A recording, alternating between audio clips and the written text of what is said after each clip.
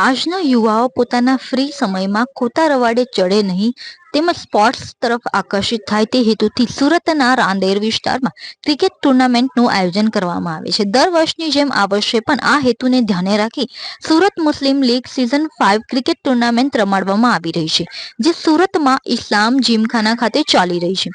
છેલ્લા 5 વર્ષથી Surat Muslim league cricket tournament Rander વિસ્તારમાં આવેલ ઇસ્લામ જીમખાનામાં રમાડવામાં આવે છે.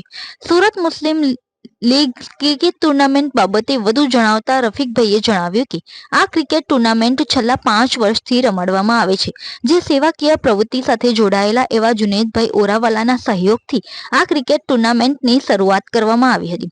તો વધુમાં તેઓએ જણાવ્યું કે આ ક્રિકેટ ટુર્નામેન્ટમાં કુલ 120 જેટલા ખેલાડીઓ ભાગ લે છે. 8 જેટલી ક્રિકેટ ટીમોને ઓનરશિપની ફ્રેન્ચાઇઝી આપવામાં આવે છે, જેમાં 120 ખેલાડીઓની પસંદગી કરી 8 ટીમોમાં તેઓને વહેંચવામાં આવે છે. આ ક્રિકેટ ટુર્નામેન્ટમાં સુરત સહિત સુરત જિલ્લાના ખેલાડીઓ ભાગ લે છે તથા આઇકોન તરીકે સુરત સહિત ભરૂચ, વલસાડના ખેલાડીઓ પણ આ ક્રિકેટ ટુર્નામેન્ટમાં ભાગ લે છે. હાલ આ ક્રિકેટ ટુર્નામેન્ટ લીગ સ્ટેજ પર ચાલી રહી છે. આગામી 4 જાન્યુઆરીએ Surat Muslim league season 5 cricket ટુર્નામેન્ટની ફાઇનલ મેચ રમાશે, જે ક્રિકેટ ચાહકો માટે રસપ્રદ રહેશે. જી આપનું નામ? મારું નામ શેખ મોહમ્મદ રફીક શેખ. જે કઈ ટુર્નામેન્ટ ચાલી રહી છે અને ક્યાં રમાડવામાં આવી છે? આ જે ટુર્નામેન્ટ છે જે સુરત મુસ્લિમ લીગ છે, જેની આજે સિઝન 5 ચાલે છે.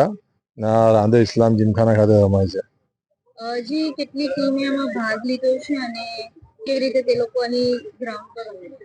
અહીંયા ટોટલ 8 ટીમો ફ્રેન્ચાઇઝી આપવામાં આવે છે ઓનરશિપ તરીકે, અને પછી બધા આખા સુરત જિલ્લાનો ઓપ્શન કરવામાં આવે છે પ્લેયર્સનો. તો એમાંથી 120 ખેલાડીઓ પસંદ કરી ઓપ્શનમાં 8 ટીમમાં લીગ રૂપ આ ટુર્નામેન્ટ રમાય છે. જી આમાં ફાઇનલ ક્યારે છે, સેમીફાઇનલ ક્યારે છે? આમાં તો હમણાં લીગ સ્ટેજ ચાલે છે. આવતીકાલે ક્વાર્ટર ફાઇનલ જેવી મેચ થઈ જશે, પછી 2 સેમીફાઇનલ છે જે 29-30 કાં તો 30 કા પહેલી રમાશે, અને ફાઇનલ 4 જાન્યુઆરી રમાવાની છે.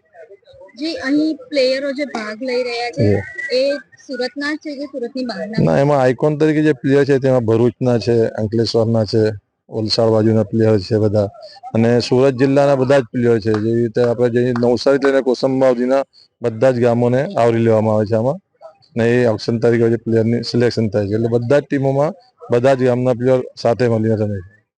જી આપણે ટુર્નામેન્ટનું નામ શું છે? Surat Muslim league tournament. આ ટુર્નામેન્ટ કેવી રીતે સ્ટાર્ટ થઈ?